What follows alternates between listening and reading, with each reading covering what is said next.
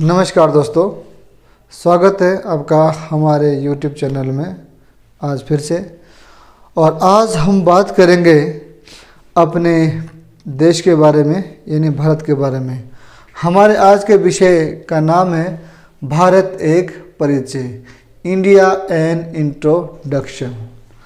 जी हाँ दोस्तों, जो साथी तैयारी कर रहे हैं किसी भी कॉम्पिटिटिव एग्ज़ाम की, किसी प्रतियोगी परीक्षा की, उन्हें तो आइडिया होना ही चाहिए अपने देश के बारे में।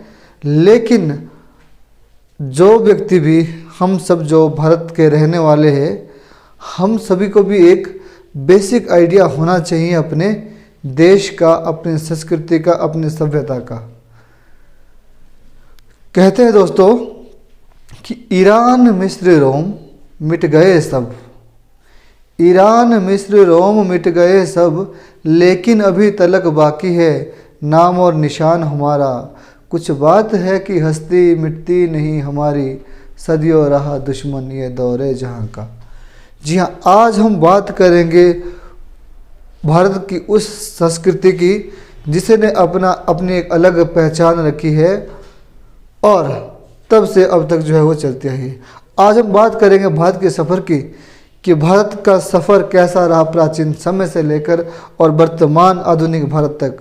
आधुनिक भारत जिसमें हमारे 28 राज्य और 8 यूटीज़ है, वहाँ तक का सफ़र हमने कैसे कैसे तय किया, एक ब्रीफ आइडिया हमें होना चाहिए। देखिए, सबसे पहले तो हमें भारत के बारे में जानकारी कहाँ से मिलती है, वो कौन कौन से सोर्सेज है जो हमें बताते हैं हमारे भारत के प्राचीन समय के बारे में। देखिए, हमारे पास जो भारत को जानने के ऐतिहासिक जो सोर्सेज है वो 3 तरह के सोर्सेज है दोस्तों। एक हमारे पास है पुरातात्विक स्रोत, दूसरा हमारे पास है साहित्यिक स्रोत, और तीसरा हमारे पास है विदेशी विवरण। यानी अगर हम इनको थोड़ा समझना चाहें तो पुरातात्विक सोर्स का मतलब होता है ऐसे सोर्सेज जब हमें उस समय काल की कोई वस्तु मिलती है और उससे हम अनुमान लगा लेते हैं। तो according to radio carbon method एक विधि होती है जिसके द्वारा कैलकुलेट किया जाता है पुराने टाइम पीरियड को। उसके अनुसार हमारे जो शुरुआत होती है भारत की संस्कृति की, सभ्यता की, उसे मानते हम सिंधु घाटी सभ्यता से लेकर। सिंधु घाटी सभ्यता हमारी सबसे प्राचीन सभ्यता थी। हमारे पुरातात्विक जो हमें सोर्सेज से जानकारी मिलती है, हमें पुराने समय में भारत में जब हमने खुदाई की तो हमें अवशेष मिले हैं, या पुराने सिक्के मिले हैं, या हमें पुराने कोई खंडर या बिल्डिंग मिली है, उन सब से हम जो है वो आज के समय के अनुमान के अनुसार उसे उसकी विवेचना करते हैं, व्याख्या करते हैं। तो पुरातात्विक स्रोत में हमारे पास ताम्रपत्र आ जाते हैं, हमारे पास शिलालेख आ जाते हैं, हमें उस समय के कोई औजार मिलते हैं वो सब आ जाता है, उस समय के भवन आदि मिलते हैं, वो सब हमारे पास पुरातात्विक स्रोत हैं। दूसरा हमारे पास जो सोर्स है भारत के बारे में जानकारी लेने का, प्राचीन समय के बारे में, वो है हमारे पास साहित्यिक स्रोत। हम जानते हैं कि हमारे पास जो है वो भारत में विभिन्न समय में लिखे गए अलग अलग साहित्यिक स्रोत हैं जिनके आधार पर हम अपने देश के बारे में जानकारी जुटाते हैं हमारे पुराने समय के बारे में। साहित्यिक स्रोतों में हमारे पास अलग अलग सोर्सेज है। एक तो हमारे पास ब्राह्मण ग्रंथ है, क्योंकि उस समय के डेट में जो हमारा ब्राह्मण जो एक वर्ण था वो पढ़ा लिखा समाज था, तो उन्होंने जो है जानकारियों को संजो कर रखा और लिखित रूप में वो आज भी हमारे पास कहते हैं कि अवेलेबल है। दूसरा हमारे पास वेदास है। तीसरा हमारे पास है स्मृतियाँ, जिसमें आपका मनु स्मृति है, याज्ञवल्लभ स्मृति है। इसके अलावा हमारे पास महाकाव्य है, रामायण और महाभारत, जिसको हम इतिहास के स्रोत के रूप में, प्रॉपर उसको हिस्ट्री नहीं कहेंगे, लेकिन हिस्ट्री को लिंक करने के लिए एज ए सोर्स उसको यूज किया जाता है। फिर हमारे पास पुराण है। इसके अलावा हमारे पास बौद्ध और जैन साहित्य है, जिसके द्वारा हमें अपने भारत के बारे में जानकारी मिलती है विभिन्न समयों की। तो ये कुछ हमारे पास साहित्यिक स्रोत थे हमारे अपने देश के। इसके अलावा हमारे पास विदेशी विवरण है। देखो विदेशी विवरण किस तरह से है। अलग अलग समय में विदेशी यात्री भारत आए और उन्होंने जो एक्सपीरियंस किया उस समय भारत के बारे में, उन सबको उन्होंने लिख दिया होगा। और वहीं से हमें जानकारी मिलती है कि उस समय में जब उन्होंने भारत की यात्रा की थी, विदेशी लोगों ने, किसी ने भी, राइटर ने, तो उन्होंने भारत के बारे में क्या एक्सपीरियंस किया। तो ये हमारे पास 3 सोर्सेज है जिसके द्वारा हमें अपने सभ्यता संस्कृति का पता लगता है। थोड़ा सा समरी के रूप में समझने की कोशिश करते हैं। ऐसे तो बहुत बड़ा टॉपिक है, लेकिन हम कोशिश करेंगे इसको एक समरी के रूप में समझने का प्रयास करें। हमने कैसे कैसे अपनी यात्रा शुरू की प्राचीन समय से लेकर, और कैसे हम आज इस आधुनिक भारत में पहुँचे हैं। तो थोड़ा सा हमें एक आइडिया होना चाहिए अपने भारत का। तो देखिए दोस्तों, सबसे जो हमें इन अलग अलग सोर्सेस से पता चलता है, चाहे वो हमारा पुरातात्विक स्रोत है, चाहे हमारा साहित्यिक स्रोत है, या विदेशी विवरण है, वो हमें अपने भारत के बारे में ये पता लगता है कि भारत की जो हमारे पास सबसे पुरानी जानकारी है वो है सिंधु घाटी सभ्यता के बारे में। सिंधु घाटी सभ्यता भारत की सबसे प्राचीन सभ्यताओं में से एक थी, जो आज से लगभग 2750 से 1650 बीसी के आसपास रही होगी। और कहा जाता है कि ये सभ्यता अपने टाइम में इतनी फली फूली थी कि जो काम हम आधुनिक समय में कर रहे हैं वो काम हम उस समय में कर चुके थे। यानी वर्तमान में हम क्या कर रहे हैं, नालियाँ बना रहे हैं, सड़कें बना रहे हैं, ईंटों से पक्के मकान बनाने की कोशिश कर रहे हैं। अनाज को स्टोर करने के लिए हम क्या करते हैं, फूड स्टोरेज स्टोर बनाते हैं। वही सारे काम कहते हैं कि हमने जो है वो सिंधु घाटी सभ्यता के समय कर लिए थे। इतनी परिपक्व, इतनी मैच्योर हो चुकी थी हमारी सभ्यता आज से 5 से 6 हज़ार साल पहले। जी हाँ दोस्तों, ये बात है सिंधु घाटी सभ्यता की, जब हमारे पास पक्के मकान थे, अनाज को स्टोर करने के लिए अन्नागार थे, नहाने के लिए हमारे पास स्विमिंग पूल यानी बड़े बड़े स्नानागार थे, और मकानों का ढांचा हमने इस तरह से व्यवस्थित किया था कि हम यकीन भी नहीं कर सकते कि हमारी सभ्यता एक समय में इतनी मैच्योर हो गई थी। उसके बाद क्या होता दोस्तों कि जब सिंधु घाटी जो सभ्यता थी, हमारी सबसे पुरानी सभ्यता, जब उसका समय पूरा हो गया तो कहते हैं कि किसी कारण से जो हमारी वो पूरी सभ्यता जो है वो ख़त्म हो गई, डिस्ट्रॉय हो गई।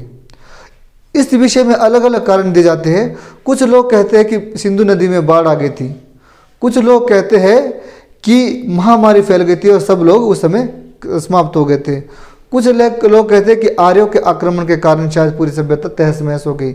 अलग अलग अनुमान लगाया जाता है, लेकिन हाँ, हमें एक बेसिक आइडिया ये मिलता है कि भारत की अगर हम संस्कृति की या सभ्यता की बात करें तो भारत की सबसे जो प्राचीन सभ्यता है वो सिंधु घाटी की सभ्यता मानी जाती है, जो आज से 5 से 6 हज़ार साल पहले रही होगी। जी हाँ दोस्तों, उसके बाद कहते हैं कि हमारा दोबारा से शुरुआत होती है जीवन की और सभ्यता की। देखिए, वहाँ तक तो हम मैच्योर हो गए थे। उसके बाद जो हमें आगे की जानकारी मिलती है वो अस्त व्यस्त सभ्यता की जानकारी मिलती है, यानी दोबारा से अब हम शुरुआत करेंगे सभ्य होने की, डेवलप होने की। तो सबसे पहले हमारे पास जो समय आता है उस समय को एज पर हिस्ट्री हम बोलते हैं ऋग्वेदिक काल, यानी ऋग्वेदिक समय। ऋग्वेदिक काल वो समय था जब हम लोग फिर से शुरुआत करते हैं ऑर्गेनाइज्ड होने की, सभ्य होने की और डेवलप होने की। तो ऋग्वेदिक काल में क्या होता था दोस्तों कि धर्म था, थोड़ा बहुत था, धर्म था, लेकिन कर्म कांड बहुत ज़्यादा उस समय नहीं मानते थे लोग। पूजा वगैरह होती थी, लेकिन ऋग्वेदिक समय में जो मुख्य रूप से जो पूजा पद्धति का जो विधि थी वो सिर्फ उन चीज़ों की पूजा की जाती थी जिनका कोई अस्तित्व होता था। जैसे पानी, जलमेव जीवनमस्ति, जल ही जीवन है, जल हमारे जीवन का आधार है, तो लोग जल की पूजा करते थे। अग्नि हमारे जीवन का एक आधार है, आवश्यक वस्तु है, तो लोग अग्नि देवता की पूजा करते थे। फिर सूर्य से हमें रोशनी मिलती है और जीवन का एक बहुत बड़ा सोर्स है सूर्य, इसलिए लोग सूर्य देवता की भी पूजा करते थे। जैसे ही हम शिफ्ट करते हैं ऋग्वेदिक काल से उत्तर वैदिक काल की तरफ, तो अब हम ऑर्गेनाइज तो और ज़्यादा बेहतर हो जाते हैं, लेकिन हमारे बहुत सारे अंधविश्वास बढ़ जाते हैं और कर्म कांड की ओर हम शिफ्ट हो जाते हैं। फिर कहते हैं कि ऋग वैदिक काल के अंत में और उत्तर वैदिक काल के प्रारंभ में ही हमने क्या कर दिया, अपने कार्य का विभाजन करने के लिए हमने लोगों को समूहों में बांट दिया, जिसे हम वर्ण कहते हैं। और हमने 4 वर्ण बनाए, जिसमें हमने पढ़ाई लिखाई का काम दे दिया। जिस वर्ण को वर्ग उसको हमने बोला ब्राह्मण वर्ण। और जो अपने राज्य के लिए लड़ाई करते थे, एज ए सोल्जर भूमिका निभाते थे, उनको हमने क्षत्रिय बोल दिया। जो राज्य के लिए कमाई धमाई के सोर्सेज यानी बिजनेस व्यापार चलाते, उन्हें हमने वैश्य कहा। और जो होल जॉब्स यानी जो खेती बाड़ी या इसके अलावा अन्य कोई काम करता था, उन्हें हमने शूद्र वर्ण के रूप में इंट्रोड्यूस किया। तो ये तो लोगों का क्लासिफिकेशन हो गया। लेकिन अगर हम बात करें जीवन की, तो जीवन में विकास के साथ साथ जो है कुछ कुरीतियों ने भी स्थान ले लिया। पहले के समय में कहा जाता है कि जब इंसान जो है वो ऑर्गेनाइज नहीं हो पाया था, तो पहले इंसान आदि मानव वाला जीवन जीता था। फिर इंसान थोड़ा थोड़ा सभ्य होता गया और फिर इंसान ने जो है वो जब विकास की राह पकड़ी, तो उसने जो है वो सबसे पहले पशुओं के ऊपर नियंत्रण पाना शुरू कर दिया और पशुओं को जो है वो डोमेस्टिक बना दिया, यानी पालतू बना दिया। उससे उस समय के डेट में जिस व्यक्ति के पास जितने अधिक पशु होते थे, उसे उतना ही संपन्न, अमीर और प्रतिष्ठित व्यक्ति समझा जाता था। जैसे वर्तमान में भी हम बोलते हैं ना, जिसके पास गाड़ी है, बंगला है, बैंक बैलेंस है, उसको हम क्या बोलते हैं, रेपुटेटेड आदमी मानते हैं। उस समय के डेट में भी यही सब चलता था कि जिस व्यक्ति के पास जितने अधिक पशु हो गए, उस व्यक्ति को उतना ही संपन्न व्यक्ति माना जाता था। उसके बाद हम शिफ्ट हुए कृषि की तरफ, और अब हमने कृषि का काम सीख लिया। अब हमारा जीवन भी स्थायी हो गया, परमानेंट हो गया। और कहते हैं कि इंसान का असली विकास तभी होता है जब हम एक जगह पे स्टेबल हो जाते हैं, ऑर्गेनाइज हो जाते हैं। तो जब हमारा कृषि का विकास हो गया, तो मानव ने जो है वो विकास की गति को और तेज़ी से पकड़ा और प्रयास किए डेवलप होने के, यानी आगे बढ़ने के। फिर हमने अलग अलग तरह की खेती बाड़ी की, और कहते हैं कि सिंधु घाटी तक आते आते इंसान बहुत ज़्यादा डेवलप हो गया था और लगभग वो बहुत सारी तरह की फसलों की खेती करता था, जिसमें कपास शामिल था हमारा, और हमारे चावल शामिल थे, धान की खेती शामिल थी, हमारे गेहूं की खेती शामिल थी, बाजरे की खेती शामिल थी। इस तरह से हम आगे आगे डेवलप होते गए। उसके बाद जब हम डेवलप होते गए, तो कहते हैं कि हमारे पहले सिस्टम चलता था कबीलाई सिस्टम, यानी जब लोग मिलकर इकट्ठे रहते थे तो उसे हम एक कबीला कहते थे। अब जब पहले तो लोग अलग अलग रहते थे, घूमते जीवन, तो लड़ाई झगड़े भी कम हो गए।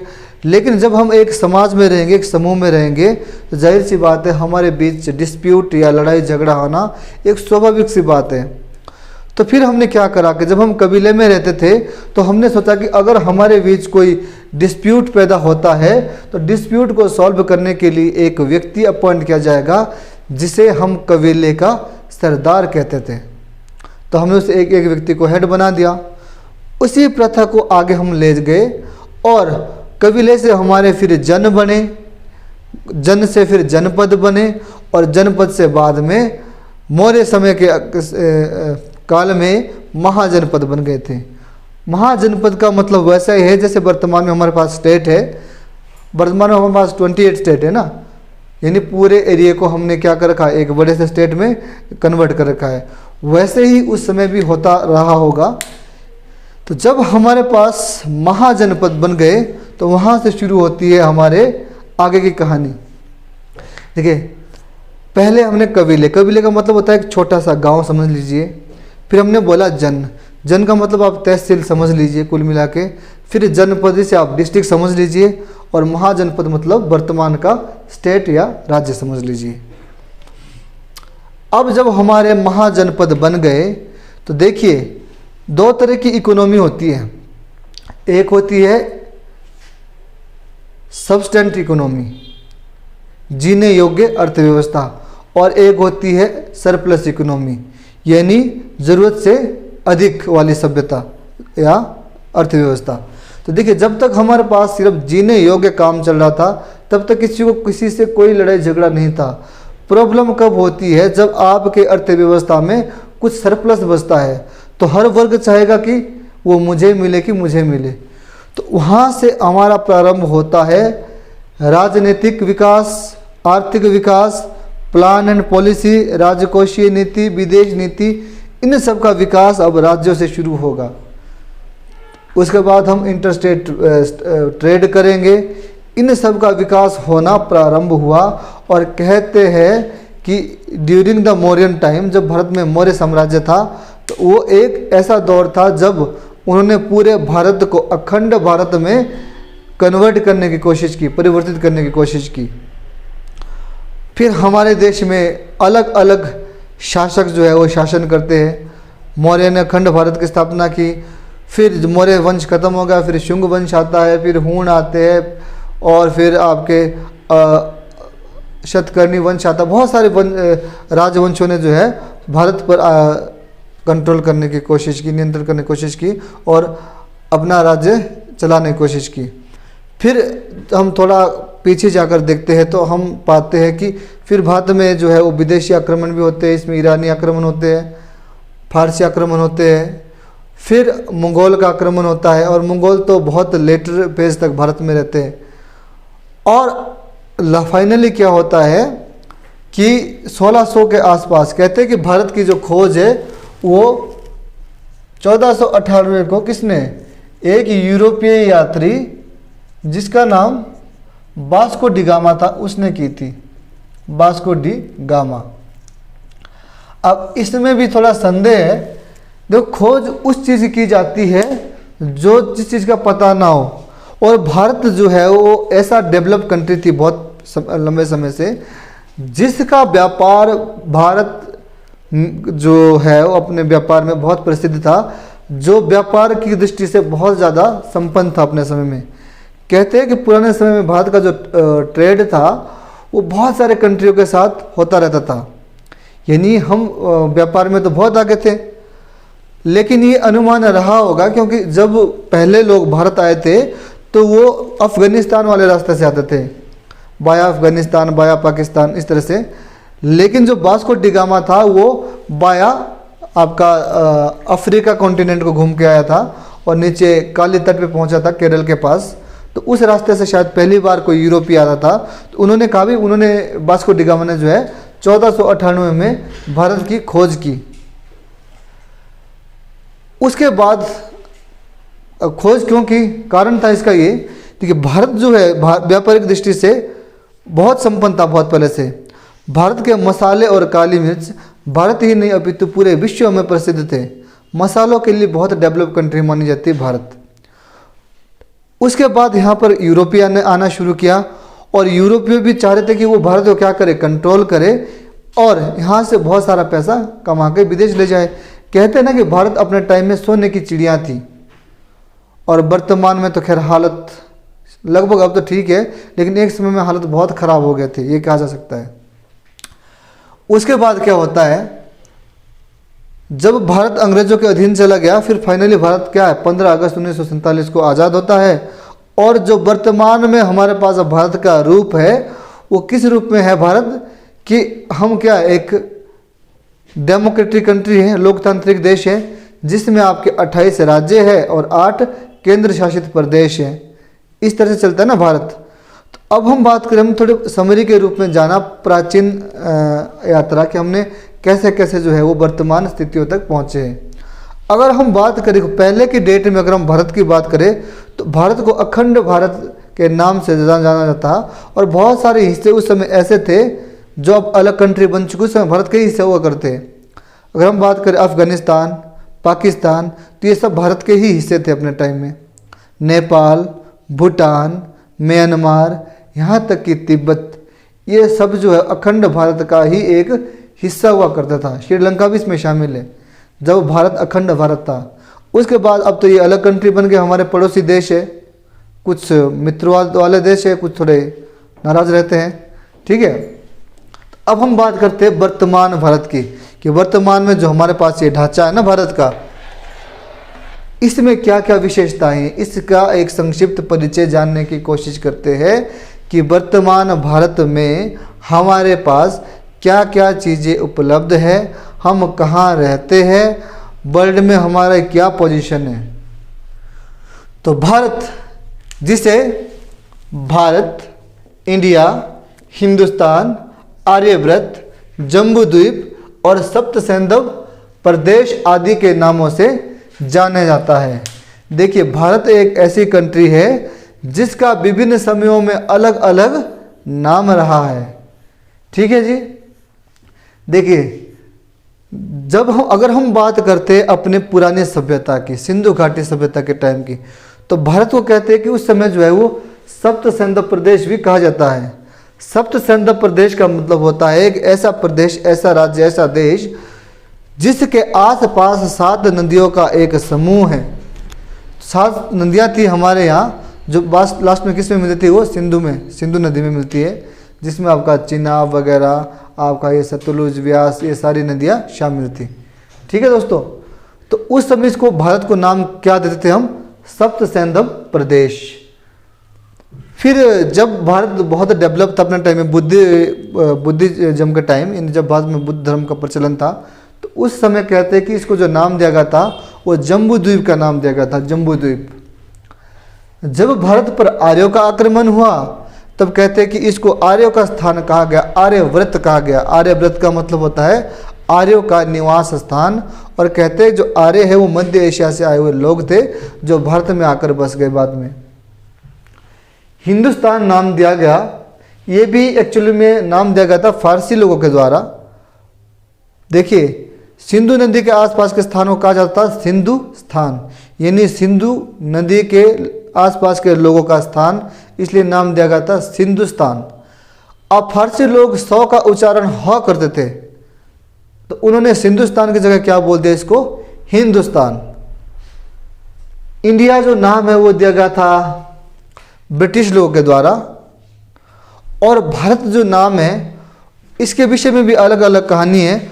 कुछ लोग बोलते हैं कि जैन धर्म के जो तीर्थकार थे ऋषभदेव, उनके पुत्र का नाम था भरत, वहाँ से भारत का नाम भारत पड़ा, भरत के नाम से भारत पड़ा। कुछ लोग कहते हैं कि अपने टाइम में एक एम्परर हुआ करते दुष्यंत कुमार और शकुंतला देवी, उनके पुत्र का नाम था भरत, और इसलिए इस देश का नाम भी भारत पड़ा। अलग अलग कहानियां हैं भारत के नाम के पीछे। तो ये तो बात हो गई नामकरण की कि भारत का नाम जो है अलग अलग समय में क्या क्या नाम था। भारत, इंडिया, हिंदुस्तान, आर्यव्रत, जम्बूद्वीप और सप्तसैंधव प्रदेश। अगर हम बात करें वर्तमान ढांचे की, तो भारत का जो लगभग क्षेत्रफल है वो है 32,87,263 वर्ग किलोमीटर। ये है भारत का एरिया, 32,87,263 वर्ग किलोमीटर। अगर मैं बात करूं भारत की जनसंख्या की, तो लास्ट जो हमारा सेंसेक्स रिवाइज हुआ था वो 2011 में हुआ था, उसके बाद 2021 में होना था, बट ड्यू टू कोविड-19 नहीं हो पाया, नहीं जनगणना। लेकिन हाल ही में अभी एक डाटा लगा है, और उस 2023 में उस डाटा के अकॉर्डिंग एक अनुमान क्या लगाया गया है कि भारत की जो आबादी है, देखो 2011 में हमारी आबादी थी 121 करोड़, लेकिन एज पर लेटेस्ट डाटा हमारी जो आबादी है वो हो गई है 142 करोड़ और 88 लाख। यानी पहले भारत जनसंख्या के मामले में किस पे था, नंबर 2 पे, चीन नंबर 1 पे था। अब हमने चीन को पछाड़ दिया है, चीन चला गया है नंबर 2 पे, और भारत बन गया पॉपुलेशन के मामले में नंबर 1 कंट्री। ठीक है, तो जो तो है क्षेत्रफल के हिसाब से वो भारत है विश्व का 7वां बड़ा देश है एज पर एरिया, लेकिन एज पर पॉपुलेशन भारत बन गया दुनिया का पहला देश जिसकी जनसंख्या पूरे विश्व में सबसे ज़्यादा हो गई है। स्थान यानी भारत कहाँ एस्टेब्लिश, कहाँ स्थित है, तो भारत पड़ता है एशिया महाद्वीप में। हम सब जानते हैं कि विश्व में कितने 7 महाद्वीप है, उस महाद्वीपों में एक महाद्वीप है एशिया, जो विश्व का सबसे बड़ा महाद्वीप भी कहा जाता है। एशिया महाद्वीप के अंतर्गत जो है वो भारत देश स्थित है। फिर भारत की अगर हम बात करें तो इसके पूर्व में बंगाल की खाड़ी है, भारत के पश्चिम में अरब सागर है और दक्षिण में हिंद महासागर है। ठीक है जी। पूर्व में क्या है भारत के? बंगाल की खाड़ी, पश्चिम में अरब सागर और दक्षिण में हिंद महासागर, और उत्तर में तो फिर हमारे से देशों की सीमाएं लगती है, आपके तिब्बत, चाइना, पाकिस्तान, अफगानिस्तान। ठीक है। अगर हम बात करें भारत की स्थिति, कई बार क्वेश्चन आता है कि भारत की स्थिति क्या है, तो भारत कहाँ बसता है? उत्तरी गोलार्ध में। कहाँ पर? उत्तरी गोलार्ध में। इधर से वर्ल्ड मैप है, इधर जो है भारत स्थित है। कहाँ पर है? उत्तरी गोलार्ध में। अगर भारत के विस्तार की बात करें तो भारत का विस्तार कितना है? 8 डिग्री 4 मिनट और 37 डिग्री 6 मिनट तो है उत्तरी अक्षांश पे भारत का विस्तार, और 68 डिग्री 7 मिनट और 97 डिग्री 25 मिनट है ये पूर्वी देशांतर में फैला हुआ है। स्थानीय मान यानी जो हमारा मानक रहता है, टाइम है, वो कितना है? GMT 5:30। टेलीफोन कोड क्या है भारत का? +91।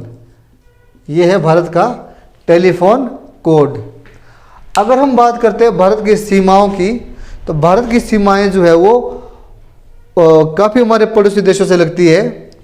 जैसे हम बात करें, पाकिस्तान के साथ हमारी सीमा लगती है, अफगानिस्तान के साथ भी हमारी सीमा लगती है, इसके अलावा नेपाल से हमारी सीमा लगती है, भूटान से हमारी सीमा लगती है, इसके अलावा चीन से भी हमारी सीमा लगती है, म्यांमार से भी हमारी सीमा लगती है, बांग्लादेश से भी हमारी सीमा लगती है, और समुद्री सीमा हमारी श्रीलंका के देश के साथ लगती है। ठीक है। पहले मैंने आपको बोला कि ये सब क्या थे? अखंड भारत के ही अंग थे, लेकिन बाद में क्या बन गए? ये अलग एक देश बन गए। अगर हम बात करें प्राकृतिक संसाधन की कि भारत में क्या क्या प्राकृतिक संसाधन उपलब्ध है, किन किन चीज़ों के लिए भारत प्रसिद्ध है। देखिए, नेचुरल रिसोर्सेज बहुत ज़्यादा है भारत में। क्या क्या हमारे पास? कोयला है, मैंगनीज है, माइका है, प्राकृतिक गैस है, चूना पत्थर है।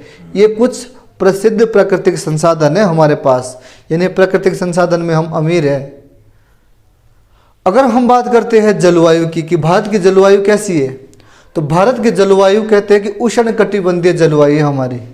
कौन सी है भारत की जलवायु? उष्ण कटिबंधीय। और हमने अपने मौसम को जो है वो 4 भागों में बांटा हुआ है: सर्दी, गर्मी, मानसून, बसंत ऋतु। ठीक है। जलवायु कैसी है भारत की? उष्ण कटिबंधीय। अगर हम बात करें पूरे भारत को, तो इस पूरे भारत को जो है हमने 4 भागों में बांटा हुआ है, इसके भूभाग को यानी लैंड एरिया को। कितने भागों में बांटा हुआ हमने? 4 भागों में। तो कौन कौन से वो 4 भाग? देखिए, एक तो है ग्रेट हिमालयन रेंज, यानी ऊपर का पूरा पहाड़ी एरिया है, उसको हम क्या बोलते हैं? ग्रेट हिमालयन रेंज यानी माउंटेन जोन। ठीक है। ये पूरा माउंटेन है, पूरा पहाड़ी एरिया है ऊपर का। दूसरा हमने बांटा हुआ है इसको गंगा और सिंधु का मैदान, यानी जो हमारा प्लेन एरिया है। तो एक भारत का एक एरिया क्या है? पहाड़ी, एक एरिया क्या है? प्लेन, मैदानी भाग। तीसरा रेगिस्तान, यानी थार वाला जो पूरा एरिया है उसको हम क्या बोलते हैं? रेगिस्तान एरिया बोलते हैं। और चौथा हमने किस में बांटा हुआ है? दक्षिण का पठार। तो इन 3-4 भागों में बांट के देखते हैं हम इसको। ये वाला एरिया टोटली पहाड़ी है, राजस्थान वाला एरिया ये है, थार वाला एरिया, और ये है दक्षिण का पठार, और ये वाला है हमारे पास मैदानी भाग। तो भारत के भूभाग को हमने कितने? 4 भागों में डिवाइड किया हुआ है। ठीक है। माउंटेन जोन, गंगा और सिंधु का विशाल मैदान, रेगिस्तान और दक्षिणी पठार। अगर हम बात करते हैं भारत में प्राकृतिक आपदाओं की, तो भारत में कौन कौन सी प्राकृतिक आपदाएं हैं जिनके आने का भय बना रहता है।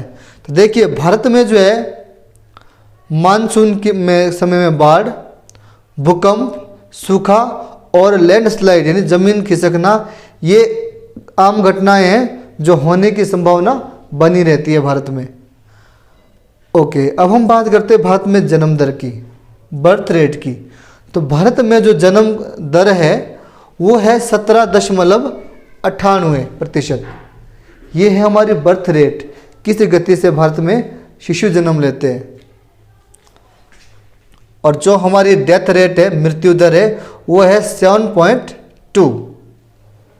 और मैं आपको जो इन्फॉर्मेशन दे रहा हूँ ये है 2011 की जनगणना के अनुसार, ठीक है। जन्म दर कितनी है 17.98, मृत्यु दर है 7.20 मान लो। और आयु समीक्षा यानी एस्टिमेटेड लाइफ कितनी है भारत में। भारत में जो लोग हैं उनका जीवन प्रत्याशा कितने समय तक लगभग भारत में औसतन लोग जीते हैं, वो है 65 वर्ष। ये औसतन आयु है भारत के लोगों की, कितनी 65 वर्ष। लिंगानुपात की अगर मैं बात करूं सेक्स रेशो की, तो भारत में जो लिंगानुपात है वो 940/1000 पुरुष है।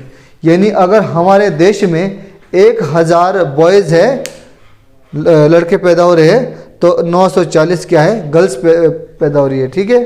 तो सेक्स रेशो क्या हमारी 940, ठीक है। अच्छा, भारत में रहने वाले लोगों को क्या कहा जाता है, भारतीय।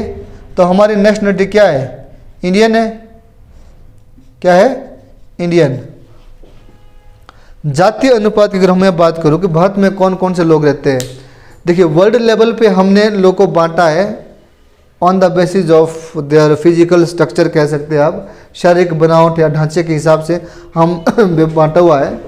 एक हम बोलते हैं ऑस्ट्रेलॉइड, एक बोलते हैं हम मंगोलॉइड, एक बोलते हैं यूरोपॉइड, एक बोलते हैं कोकोक्सीन, एक बोलते हैं निग्रोइड। और कहते हैं कि भारत एक ऐसा देश है जहाँ पर लगभग ये सारे 5 प्रजाति के लोग पाए जाते हैं, ठीक है। यहाँ पर जातीय अनुपात का मतलब होता है कि जिस तरह से हमारे शरीर की जो बनावट है ना, कद काठी है, उसके हिसाब से हमने लोगों का डिवीजन कर रखा है। देखो वर्ल्ड लेवल पे अगर तो हम रंग के आधार पे देखें, तो रंग के आधार पर तो हम 2 भागों में बांट के देखते हैं, एक तो गोरे लोग, एक तो काले लोग। जैसे हम भारतीय लोग हैं तो हम भी किस में आते हैं, काले लोगों में शामिल होते हैं, अश्वेत में आते हैं हम भी, ठीक है। लेकिन यहाँ पर हमने बांटा है फिजिकल स्ट्रक्चर के आधार पर 5 भागों में, ऑस्ट्रेलॉइड, मंगोलॉइड, यूरोपॉइड, कोकोक्सीन और निग्रोइड, ठीक है। निग्रोइड प्रजाति मुख्य रूप से कहाँ देखने को मिलती है, अफ्रीका कॉन्टिनेंट में। अगर मैं बात करूँ धर्म की, तो बहुत सारे देश ऐसे हमारे दुनिया में जो धर्म के आधार पर ही बनते हैं, और उनके देश का अपना एक पर्टिकुलर रिलीजन होता है जिसको उस देश के लोगों के द्वारा फॉलो किया जाता है। भारत में ऐसा नहीं है। भारत एक धर्मनिरपेक्ष राज्य है, यानी भारत देश का अपना कोई धर्म नहीं है, लेकिन इस देश में अलग अलग धर्मों के लोग रहते हैं। भारत में हिंदू भी रहते हैं जिनकी आबादी लगभग 79% के आसपास है। यहाँ पर मुस्लिम भी रहते हैं जिनकी आबादी जो है 14.2% है। यहाँ पर ईसाई भी रहते हैं जिनकी आबादी 2.3% है। सिख भी रहते हैं जिनकी आबादी 1.7% है। और यहाँ पर बुद्ध या जैन या पारसी लोग भी रहते हैं जिनकी आबादी लगभग 1% है टोटल पॉपुलेशन में, ठीक है। तो भारत का देश का कोई धर्म नहीं है, लेकिन देश में जो रहने वाले लोग हैं यहाँ पर अलग अलग धर्मों के लोग रहते हैं। और कहते हैं कि पूरे वर्ल्ड में जो भारत की सबसे खूबसूरत बात है वो यही है कि विविधता में एकता, ठीक है, यूनिटी इन डाइवर्सिटी। यहाँ पर आपके ऊपर कोई फोर्स या कोई दबाव नहीं है। आप अपने मान्यता के अनुसार किसी भी धर्म को एक्सेप्ट कर सकते हैं, किसी भी धर्म को आप छोड़ सकते हैं। ये पूरी तरह से आपके ऊपर डिपेंड करता है कि आपको किस धर्म में विश्वास है, किस धर्म की मान्यता आपको आप मानना चाहते हैं। जिस धर्म में आपको सूटेबल लगता है आप उस धर्म को मान सकते हैं। आपका देश, आपका संविधान आपको पूरी आज़ादी देता है, ठीक है। अगर मैं बात करूँ भाषाओं की, देखिए यूँ तो भारत में लगभग 170 से ज़्यादा भाषाएं बोली जाती है प्रमुख रूप से, लेकिन हमारे भारतीय संविधान में, संविधान का मतलब होता है एक ऐसा डॉक्यूमेंट्स जिसके आधार पर देश आगे काम करता है। यानी देश का एक विधान है जिसके आधार पर हमारा पूरा देश चलता है, उसको हम बोलते हैं संविधान। तो देखिए भारतीय संविधान के अनुसार भारत में कितनी भाषाओं को मान्यता दी गई है, भारतीय संविधान के अनुसार भारत में 22 भाषाओं को मान्यता दी गई है, जो हमारे संविधान के शेड्यूल्ड 8 यानी अनुसूची 8 में जिनकी व्याख्या की गई है, ठीक है। कितनी भाषाएं हैं, बोली तो बहुत सारी जाती है, ठीक है, लेकिन हमारे भारतीय संविधान के अनुसूची 8 के अंतर्गत भारत में 22 भाषाओं को मान्यता दी गई है। यानी इन 22 भाषाओं में से आप किसी भी भाषा में अपना पेपर आदि लिख सकते हैं। ठीक है, ये पूरी छूट मिलती है आपको हमारे कॉन्स्टिट्यूशन के अंडर। फिर अपने कॉन्स्टिट्यूशन में हमने एक प्रावधान कर रखा है कि हमारी राजभाषा कौन सी होती। राजभाषा का मतलब होता है ऑफिशियल लैंग्वेज, जिसमें आपका सरकारी काम किया जाएगा। ठीक है, राजभाषा यानी राजकाज की भाषा। ठीक है, तो हमारे संविधान के अनुच्छेद 343 के अंतर्गत हमने प्रावधान कर रखा है कि जो तो हमारी राजभाषा है वो हिंदी होगी, लेकिन जिनको हिंदी नहीं आई वो क्या करेंगे। फिर हमने एक और क्लॉज जोड़ रखा है कि भारतीय संविधान 343 के अंतर्गत भाषा तो होगी हिंदी, लेकिन इसमें हमने एक क्लॉज जोड़ दिया कि भारतीय संविधान अनुच्छेद 343 में हमने सब क्लॉज जोड़ दिया 3 कि हिंदी भाषा के साथ साथ हम एक सब्सिडरी भाषा का प्रयोग करेंगे, सहायक भाषा का प्रयोग करेंगे, और जिसको हम अंग्रेजी भाषा का यूज करते हैं वर्तमान में। ठीक है, तो ये होगी भाषा की बात। अब बात करते हैं साक्षरता की। देखिए, according to data given in 2011, तो जो भारत की साक्षरता लिटरेसी रेट थी वो थी 74.04%, जिसमें कि पुरुष की साक्षरता थी 82% और महिलाओं की साक्षरता थी लगभग 65%। अब भारत का सरकारी नाम क्या है? अब हम तो बोल देते हैं ना, भारत बोल देते हैं, कोई हिंदुस्तान बोल देते हैं, कोई आर्यव्रत बोलते हैं, कोई जम्बूद्वीप बोल देंगे, लेकिन हमारा जो गवर्नमेंट नाम है वो क्या है भारत का? हमारा गवर्नमेंट नाम है भारत गणराज्य, रिपब्लिक ऑफ इंडिया। क्या है? भारत गणराज्य, रिपब्लिक ऑफ इंडिया, ये हमारा सरकारी नाम है। राजधानी कहाँ है भाई वर्तमान में हमारी? वो है नई दिल्ली में, जो इससे पूर्व कहाँ पे थी? कोलकाता में थी। आज़ादी कब मिली? भारत, हम जानते हैं कि भारत क्या था? गुलाम देश था। किसका? ब्रिटिशों का, उपनिवेशवाद था। तो 15 अगस्त 1947 को भारत आज़ाद हुआ। फिर भारत में जो है वो संविधान कब लागू हुआ? भारत देश में संविधान, देखिए उस जब संविधान नहीं था उससे पहले तो क्या थे? रियासतें थी, राजाओं का शासन था, राजतंत्र था। लेकिन जब देश में लोकतंत्र स्थापित हो गया तो लोकतंत्र के साथ साथ हमने इसको बनाना था गणराज्य, रिपब्लिक स्टेट। तो हमने उसके लिए क्या करा? संविधान बनाया जिसके आधार पर पूरा देश चलता है। संविधान का निर्माण हो गया था और 26 जनवरी 1950 को भारतीय संविधान पूरे देश में लागू हो गया था। प्रशासनिक विभाग यानी हमने एडमिनिस्ट्रेशन के हिसाब से सहूलियत के लिए हमने देश को किसमें बांटा हुआ है? 28 स्टेट में और 8 यूटीज में, यानी 28 राज्यों में और 8 केंद्र शासित प्रदेशों में हमने पूरे भारत को डिवाइड कर रखा है। कानून प्रणाली हमारी किससे चलती है? हमारी कानून जो प्रणाली चलती है वो चलती है भारतीय संविधान से। और संविधान को हम क्या रखते हैं? सबसे ऊपर रखते हैं। ठीक है, कि अगर कोई भी फैसला लेना है तो सबसे पहले किसका अनुसरण किया जाएगा? भारतीय संविधान का। उसके बाद कोई अगर कानून बना हुआ है देश में, ठीक है, उसके बाद उसका अनुसरण किया जाता है, लेकिन सबसे पहले किसका? भारतीय संविधान का। कार्यपालिका शाखा की मैं बात करूं तो भारत में जो सरकार बनती है, भारत को रिप्रेजेंट करने वाला जो हेड होता है उससे हम राष्ट्रपति के नाम से जानते हैं। यानी भारत देश का जो हेड होगा वो कौन होगा? प्रेसिडेंट ऑफ इंडिया होगा, जिसे भारत का संवैधानिक मुखिया कहा जाता है। लेकिन वास्तव में जो कार्यकारी अधिकारी होता है ना, वो होता है कार्यपालिका का अध्यक्ष, जिसे हम प्रधानमंत्री के नाम से जानते हैं, जो अपनी कैबिनेट के साथ मिलकर जो है वो काम करेगा। ठीक है, फिर विधायिका शाखा हमारी दो तरह से है। हमारे 2 हाउसेज बनते हैं हमारे देश के, यानी सेंट्रल गवर्नमेंट के। एक को बोलते हैं हम लोकसभा और एक को बोलते हैं हम राज्यसभा। राष्ट्रीय झंडा हमारा तिरंगा है, जिसमें 3 रंग है, केसरिया है, सफ़ेद है और हरा रंग है, और बीच में एक अशोक चक्र है जो नीले रंग का होता है। राष्ट्रीय दिवस कौन कौन से हैं भारत के? भारत में जो राष्ट्रीय दिवस मनाए जाते हैं 26 जनवरी, किस लिए मनाते हैं 26 जनवरी को? गणतंत्र दिवस के रूप में, क्योंकि आज से हमारा अपना संविधान लागू हो गया था। ठीक है, 15 अगस्त को क्यों मनाते हम? स्वतंत्रता दिवस के रूप में। 2 अक्टूबर को गांधी जयंती। ठीक ठीक है। और गांधी जयंती को इसलिए सेलिब्रेट किया जाता है पूरे वर्ल्ड में, क्योंकि गांधी जी को जो है हमने राष्ट्रपिता की वो दे रखी है, हाँ, राष्ट्रपिता की संज्ञा दे रखी है। फिर पर्वत, भारत में कुछ प्रसिद्ध पर्वत है, जैसे एक K2 है, फिर कंचनजंगा है, नंगा पर्वत है, बद्रीनाथ पर्वत है, केदारनाथ पर्वत है। ये सब भारत के कुछ प्रसिद्ध पर्वत है। प्रमुख झीलें, भारत की कुछ प्रसिद्ध झीलें कौन कौन सी है? बुलर झील है, चिल्का झील है, डल झील है, सांबर झील है और पुलिकट झील है। ये सब क्या भारत की कुछ प्रमुख झीलें हैं। अगर मैं बात करूँ भारत में सिंचाई की, कि भारत में जो है वो फसलों में सिंचाई किस तरीके से की जाती है और हमारे पास सिंचाई के क्या क्या सोर्सेज अवेलेबल है।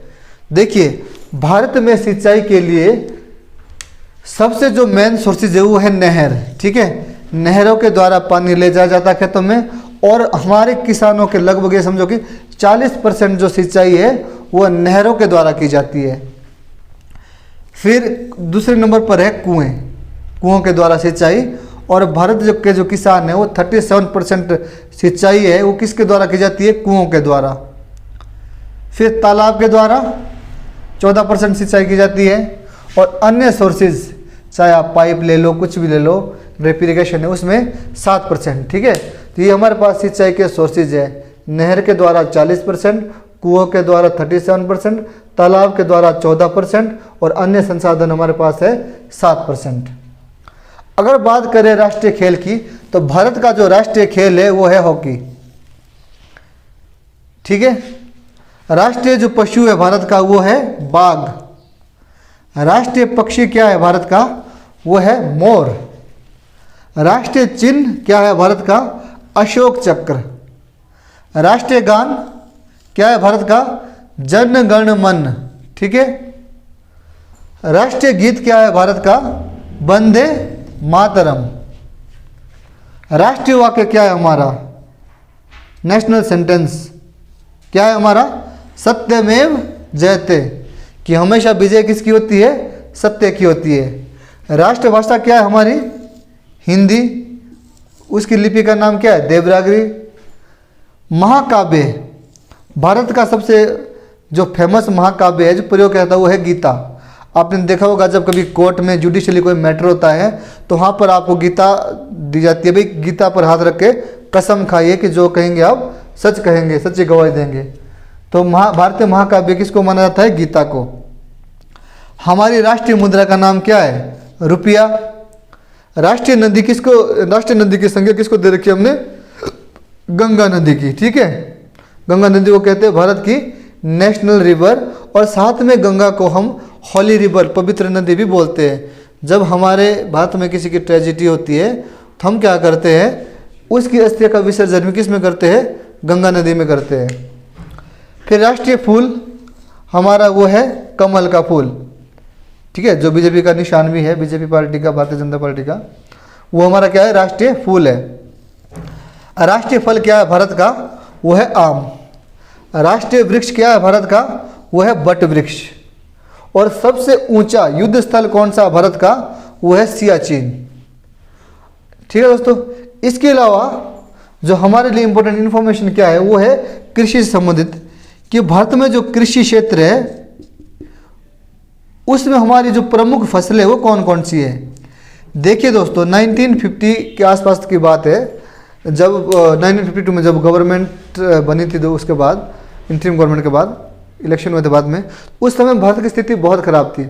यानी हमारे पास पर्याप्त अन्न वगैरह नहीं था, पर्याप्त खाद्यान्न भंडार नहीं था। तो भारत ने अमेरिका के साथ एक फैसला किया था, खाद्यान्न समझौता PL 480। तो उसके थ्रू हम अमेरिका वगैरह से जो है वो खाद्यान्न सामग्री का आयात करते थे। फिर जब से भारत में हरित क्रांति की शुरुआत हुई, तब भारत एक संपन्न राष्ट्र बन गया और हमने अपने एग्रीकल्चर सेक्टर को बहुत डेवलप कर लिया। हालांकि भारत बहुत पहले से ही कृषि प्रधान देश है, लेकिन हम कहते हैं ना कि हम कुछ उसमें नया एक्सपेरिमेंट नहीं करे थे, उस वजह से हमारी प्रोडक्टिविटी बहुत कम थी। प्रमुख भारत की जो फसलें है, देखिए भारत एक ऐसा देश है ना जो बहुत एक तो विशाल देश है, फिर यहाँ पर जो है स्थान के अनुसार अलग अलग फसलें होती है। लेकिन जो जीने के लिए जो मेन फसलें हैं उसका हमारे पास पर्याप्त भंडार है। चाहे वो आपका गेहूं है, धान है, चावल है, गन्ना है, ठीक है, ये हमारे पास पर्याप्त है। चाहे इसके अलावा चाहे मसाले हैं, इन सब का भारत में क्या है, पर्याप्त भंडारण है। भारत में जो कुछ प्रमुख फसलें हैं, देखो पहाड़ी क्षेत्रों में जो कुछ फसलें हैं जैसे आपका जम्मू कश्मीर और हिमाचल, वहाँ पर प्रमुख रूप से एक तो सेब की बहुत अच्छी फसल होती है। इसके अलावा अखरोट, इसके अलावा आड़ू, इसके अलावा आपका अदरक, लहसुन, टमाटर, इनका बहुत अच्छा प्रोडक्शन होता है, ठीक है। उसके अलावा हमारे साउथ इंडिया में कपास वगैरह का भी अच्छा उत्पादन होता है, या धान वगैरह का अच्छा उत्पादन होता है, ठीक है। तो ये सब कुछ बेसिक इन्फॉर्मेशन थी हमारे इंडिया के बारे में। आई होप आपको इससे कुछ लाभ मिलेगा और आपको एक संक्षिप्त परिचय के रूप में भारत की एक बेसिक अंडरस्टैंडिंग हो जाती है, ठीक है। तो आज के लिए दोस्तों इतना ही, फिर मिलते हैं किस नेक्स्ट वीडियो के साथ। तब तक के लिए नमस्कार, जय हिंद।